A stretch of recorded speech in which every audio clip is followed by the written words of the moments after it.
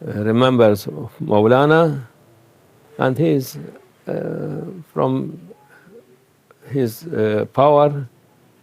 We are saying here, we are not missing him. Why? Because he was with us every minute. We're not, before 10 years like this, he was crying, he was very unhappy.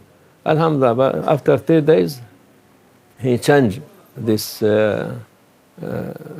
situation. We have satisfied and we are happy, because every minute we are thinking about him, and we are knowing he's not let us without him. He's real Sultan. So for this, we must be more careful, because he is more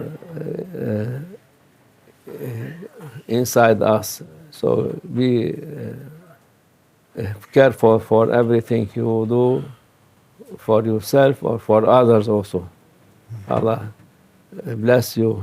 He is more happy when he say, because what his mission to make a human being as a human being, take them from animal level to human being level.